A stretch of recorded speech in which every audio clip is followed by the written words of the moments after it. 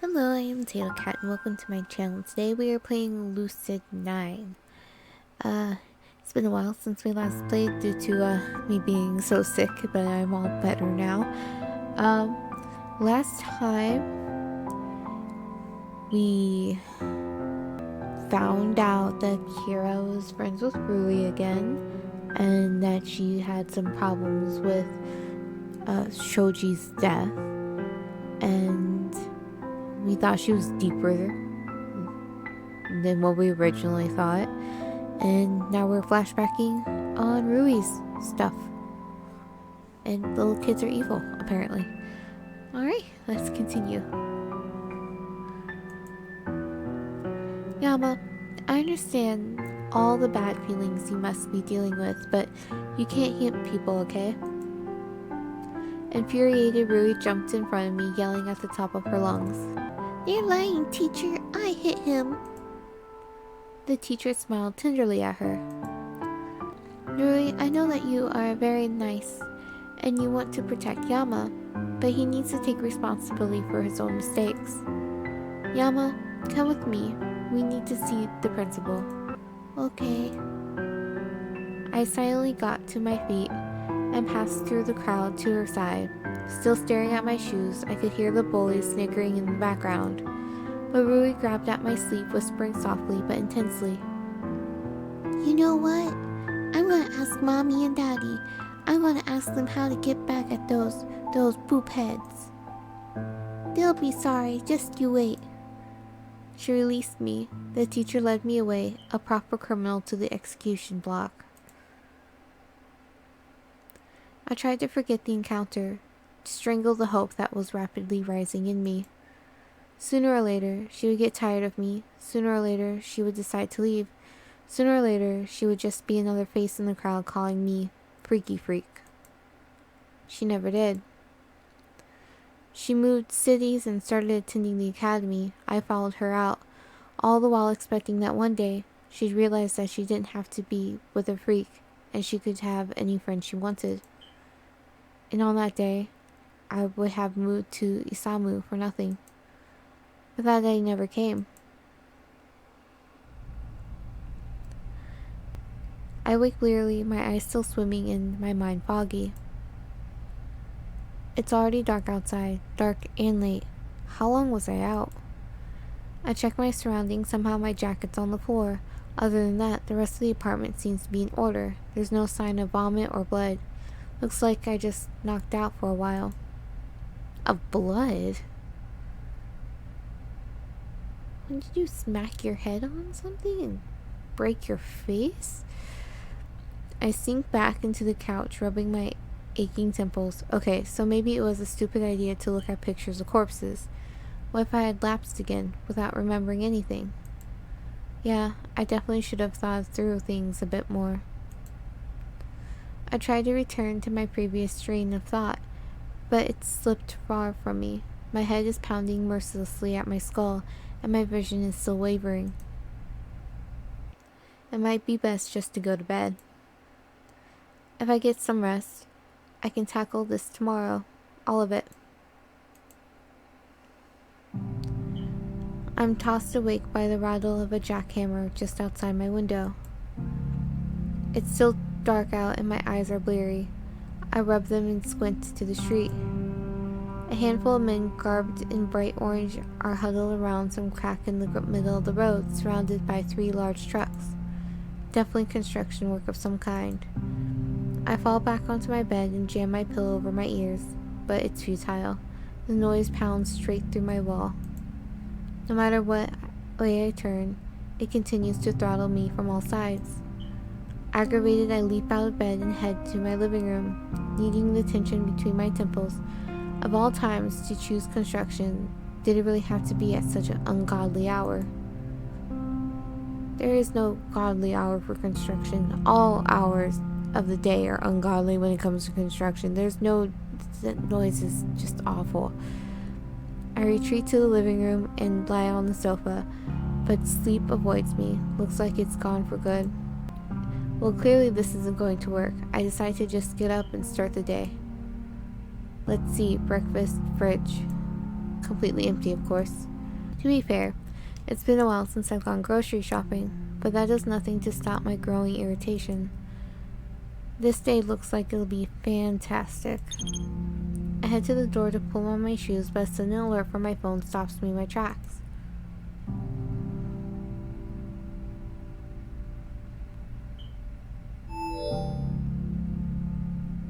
Need a cleaver from the Crimson Crusade. I have not heard from you in some time, Mr. Troll. Is a night bothering you? Nights can often be unreasonable. No?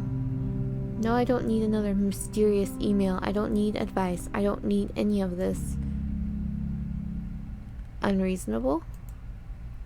Wasn't there something about the case that was unreasonable? Come to think of it, maybe I should check into the independent killings again. From the sound of it, those killings might have substantial connection to this case. Well, I guess the internet exists for a reason. True that. I withdraw my phone, running a search on the independent killings. Only a few options pop up, and when I tap on them, they never load, only spinning in place. What the heck? I tap again, refresh, restart my browser, nothing.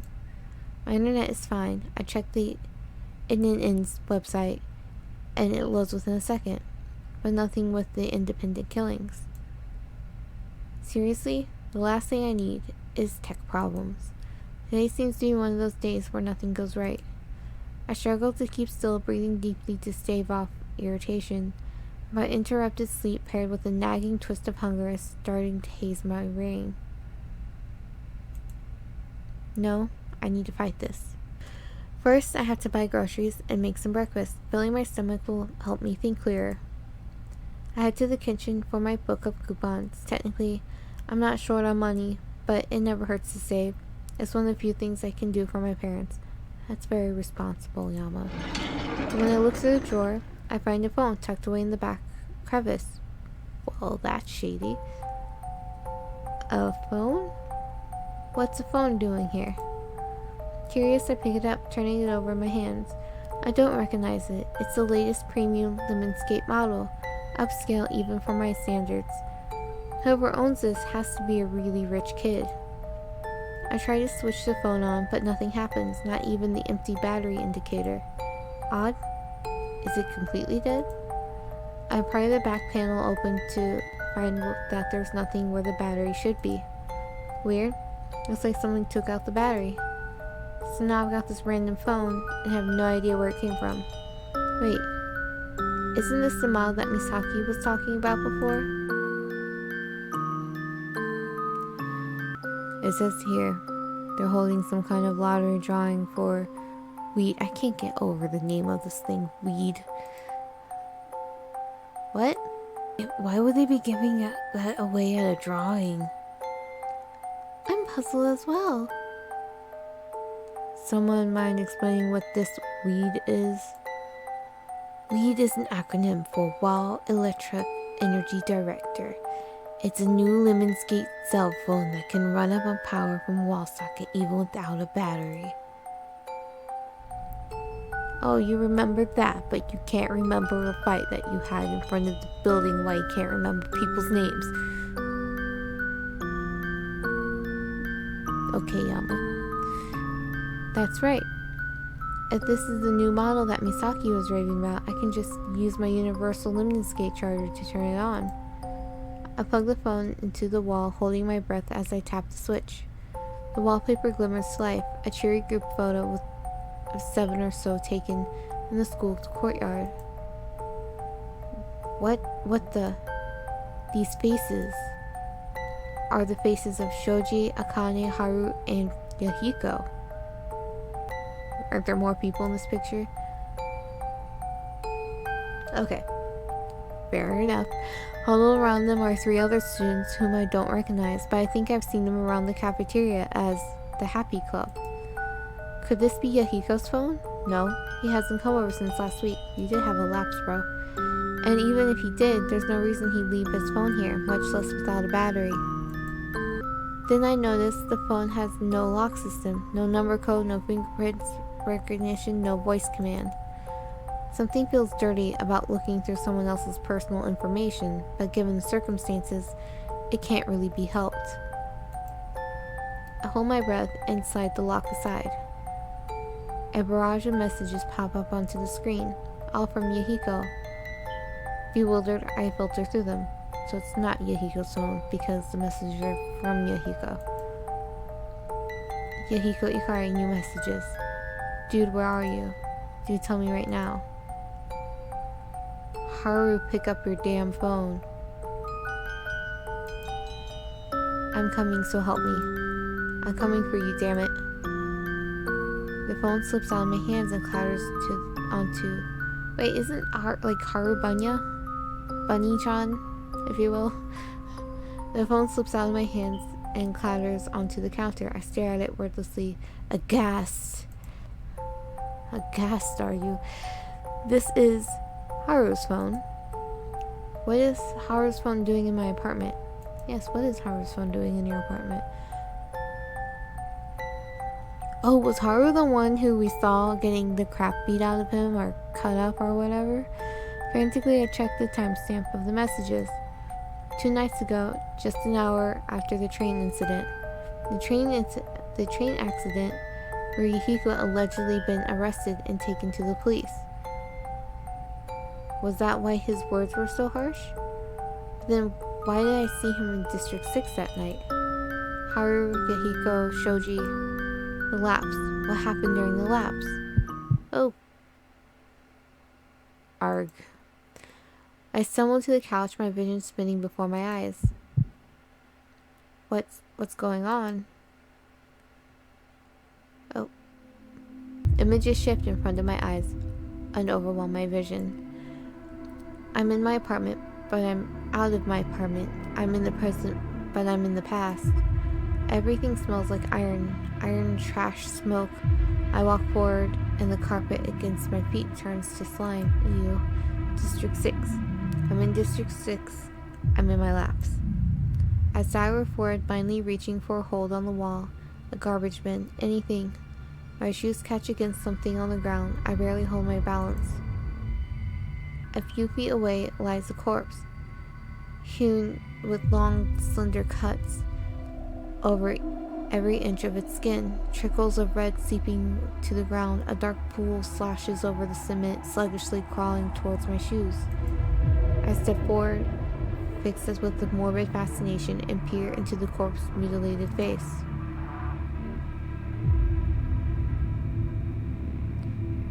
Well, we're certainly not looking at its face.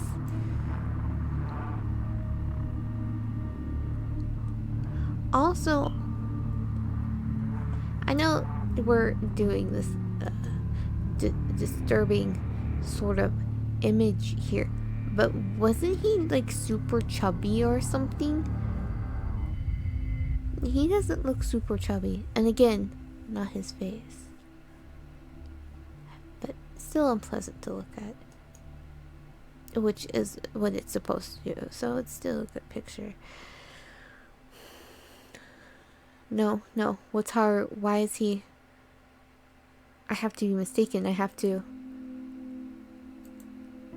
Nausea kindles in my stomach. I'm struck still with shock. My limbs frozen to the ground. Iron fills my nostrils, strangling me. I'm sorry. The body is unmoving, still, rid of its suffering. I run. I sprint as fast as my legs will take me, weaving through building streets until my lungs are pleading for air. My surroundings whistle past me, twisting into macabre images of mocking beasts. Too late. Always too late. I assume this is Yahiko. Yama! Yep. I grind to a halt, struggling to keep a grip on my panic. Yahiko stands before me, his phone open and a light in his hand. He's pale in the moonlight, almost to the point of being a ghost. Yahiko? What are you doing here? We stare wordlessly at each other. Yahiko suddenly shakes his head as if waving his thoughts away. Have you seen Haru? That depends on your definition of C. Now's probably the worst time to have a smart mouth, but I can't help myself. I have to find some cruel humor in the moment or I'll break. I saw what was left of him. You what? Yahiko's eyes searched my face, but I am unable to speak. He quickly grasps my shoulders. What are you doing? You shouldn't even be here. I scoff at this. No, really? Yahiko rifles his fingers through his hair agitatedly. Don't you dare tell anyone. His eyes are pleading, but the urgency in his words startles me. Why not? Look, no one can know about this. His evasiveness makes me wonder. It's almost as if he already knows that Haru died. Scared someone will find out? He falters, staring at me in disbelief. I'm trying to help you, dude. You have to get out of here now. His voice is flat. I don't even know who I'm talking to. This is not the same Yahiko that I've known for 2 years. Why would I? Go, leave. The intensity of his voice shocks me into obedience. I race away, fleeing to the safety of my apartment. I don't look back. I throw the door open and race to the bathroom, sagging against the toilet as if nausea rolls in my stomach. Haru's injuries flash before my eyes, inducing a fit of retching. It feels like this flashing is bothering my eyes. It feels like hours before my body finally seems to calm down. What did I just see? My hallucination merges with reality. I'm hunched over the sink, staring emptily down the drain. Haru mutilated to death. Yahiko in District 6 without any rhyme or reason. Everything pointing to me, or rather the unaccountable alien in my body during the lapses.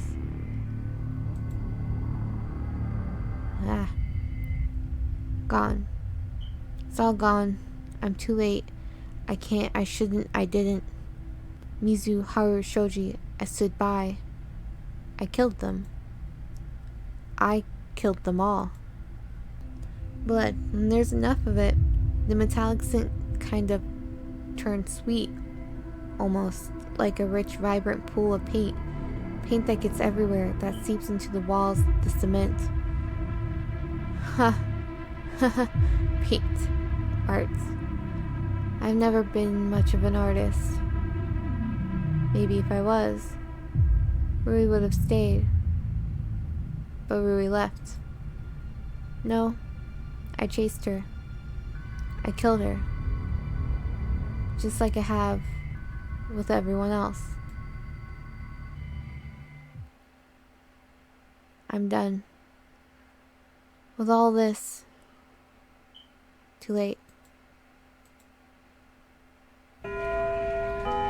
And there goes the bell. Finally, gosh, I thought that class would never end. Wait, what? Wait. So we just went, I killed everyone, to, yep, class. Also, did this change color? Over here. I think it did. I did read a hint that things were going to get very intense soon in the game.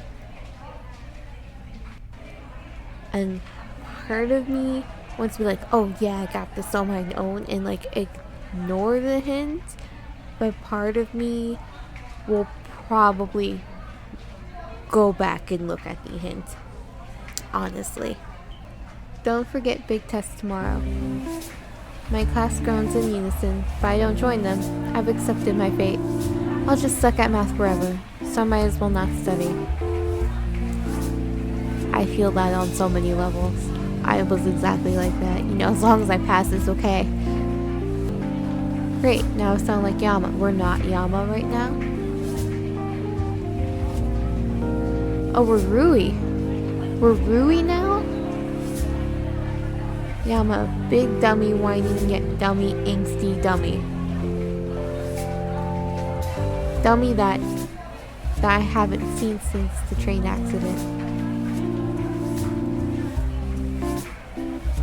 Yeah, I'm worried. Is that pathetic? I feel like that's pathetic. After the words he said, I should be mad at him. How could he say things like that? How could he use that kind of weak spot against me? I still trust him, I guess. I can't seem to stop trusting him. Besides, if I'm honest, I said some terrible stuff too. I just want to talk it out. We haven't had an argument this bad since Miki left. I know everything will be fine if we can just talk it out. But why do I need to be the one to take the first step? Okay, I know I was insensitive, but doesn't Yama know that I just want what's best for him? He's never really been able to take care of himself. He's basically a big overgrown baby. Kind of is a little bit. A really attractive, big overgrown baby. My cheeks still flush remembering how he suddenly wrapped his arms around me and shielded my eyes from seeing Shoji. Well, okay Rui, cut it out. That's just pathetic. I knew we were Rui. Someone who I knew died right in front of me, and instead I'm just thinking about my crush. Is this what they mean by coping mechanism? Ugh. Anyway, Yama, baby Yama. Or is that why Yama got so upset? Because I keep thinking that he needs to be taken care of. I don't know. It's been so long since we've been so distant. I don't even know what to do. Is this what twins feel like when they're separated? Lost? Even if they technically have other friends, like certain meddlesome roommates whose names I won't mention, but may or may not be called Akira. But anyway, being apart is like walking without shoes or doing homework with a pen instead of a pencil. It's not seriously bad, it's just weird, not comfortable. Maybe I should just talk to him. And from the way things are going after school, it's better to not live with regrets. But at the same time, can I really do it?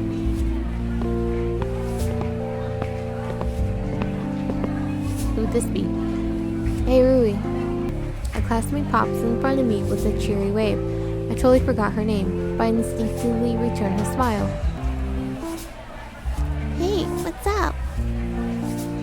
We're heading to GFC, you game? My smile falters. GFC. What I wouldn't give for a trip to GFC with everyone there. Sorry, I think I'll pass. Aw, don't be a party pooper, come on. I really can't, but thanks for the invite. You're not going to talk to Airi Hirga, are you? Ugh, this again. What? Where did that come from? I don't know, well, I used to hang out with her. I glanced in Airi's direction out of the corner of my eye. Even though school's technically ended, she's calmly sitting in her seat, munching on a peach. I used to just go up and talk to her because of her quietness. How she was bullied, how she was labeled, it really reminded me of Yama. I still should reach out to her. I still should defend her. But it just hurts. Is that why you were with me? Sticking around someone you know you're better than at everything? Probably made you feel really good about yourself. It's not true. It can't be. I wouldn't have done something like that, right? Didn't some philosopher once come up with a theory that every act someone did was only done to help themselves? That there's no such thing as a real good deed. Helping elderly people is just to make yourself feel better. Giving to the homeless is just to get attention. Loving family is just to repay them for raising you. that in the end, everything is selfish, and selfless love doesn't exist. No, that can't be possible. He must have just been a real moper. Really? Huh? Oh, sorry. I just remembered that I left my laundry in the washing machine. The lie passes smoothly from my lips. What's even scarier is I don't feel a hint of guilt. Oh, I see. That happens to me all the time. I know, right? I should really set an alarm. Well, guess we'll get going. See ya. Have a good time. The moment she exits the room, though, I instantly drop my smile. Great. Now I'm a fake, just like the rest of them. I wonder who this be. You're looking a bit under the weather. What's up? Oh, it's Akira. Suddenly leaps from beneath my desk. I smile in relief. I think it's real this time. Hey, Akira. Should I ask why you're hiding under my desk? Well, I'd tell you, but then I'd have to kill you. So, drop a call? I don't think so. Not today. She stares at me. Not in a judging way, but definitely searching for answers. Remember what you promised? Yeah, but he's not even at school. That's exactly why you should come. We're doing confidence exercises. That way, after club, you go right to his apartment. What? Today? Well, no time like the present. I can't do that. Not in our current situation. The situation won't change unless you make it, Louis. It's a universal fact. The law of inertia? Precisely. An object in motion stays in motion with the same speed and in the same direction unless acted upon by an unbalanced force. Currently, the object that is your and Yama's relationship is headed straight into a black hole, where it will be crushed into tiny bits. Or create a time-space paradox that unravels the very fabric of the universe. I point dramatically to the sky. She grins in satisfaction. Exactly. So, you should try, as soon as possible. I lower my hand. I'll try. I say this mainly to appease her. Honestly, I don't want anything to do with Yama. Not anymore. Even thinking about him hurts. Hurts to the point where I feel like I can barely breathe. Really? It'll all be okay. You'll look back on this one day and think, huh, well, I was as silly as a goose in a soap opera. My throat feels sore. I want to believe her honest. Thanks again, Agent Angel. Oh, it's nothing, Agent Goose. Both Silly Goose and Mother Goose. She squeezes my shoulder comfortingly. I'm going to the club, okay? Come when you can. Everyone misses you. Okay, have a great time. As always. She squeezes my shoulder again and disappears into the hallway. I should feel terrible for lying, but I can't bring myself to feel anything at all. I take out my bag and exit school. It feels more like something out of habit than my own conscious choice. I actually don't come to my senses until I reach the school entrance. Why am I here? There's no reason for me to leave. I live on campus. I don't have any activities. And I'm not going to eat anywhere. Oh right, the idiots and I used to hang out here, usually before a trip to GFC. But there isn't anyone now. Oh.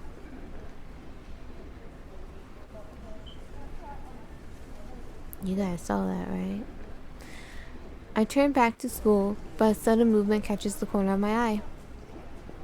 Huh? What was that?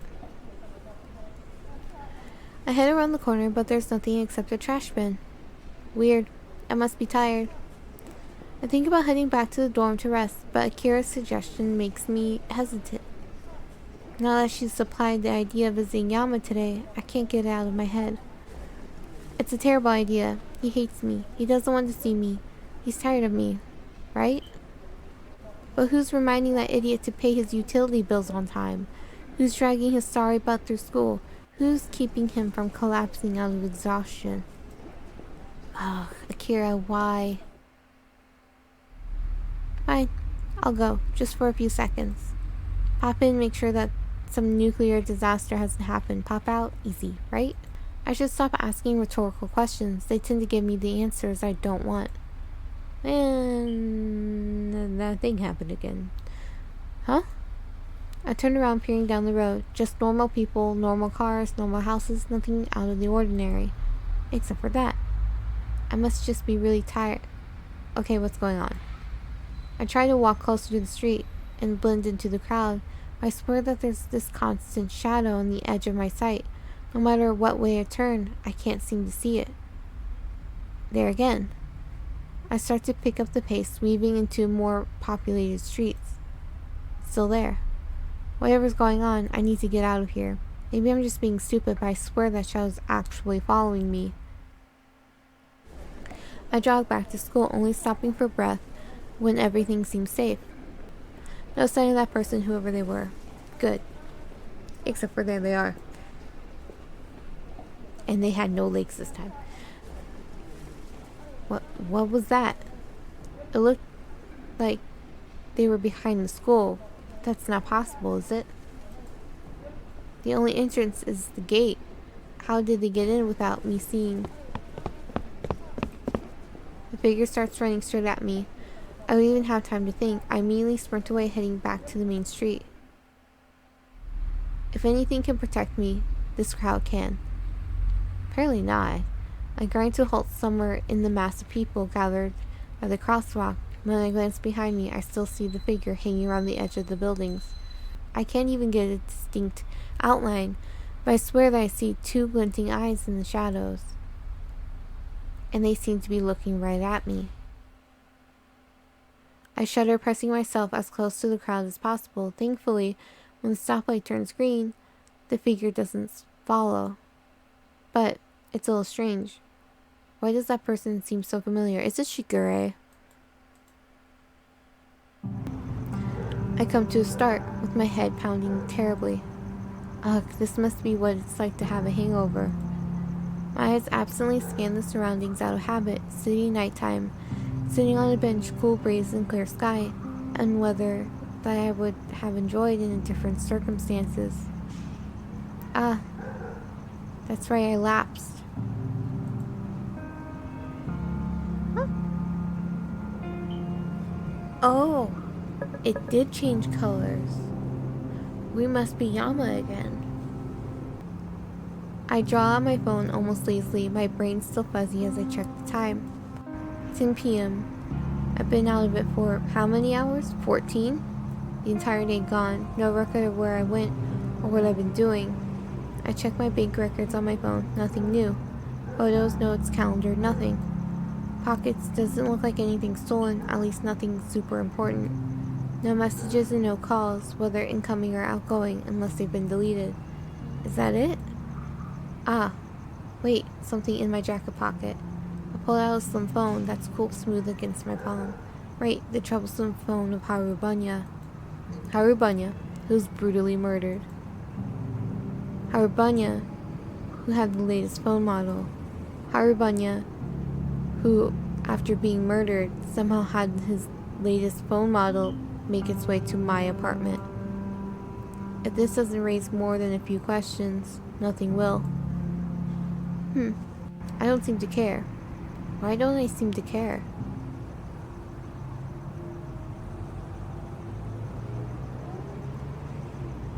Okay, we will stop here for this episode. We'll see you next time. If you haven't already, like, comment, and subscribe. I am tatocat. Have a wonderful morning, evening, afternoon.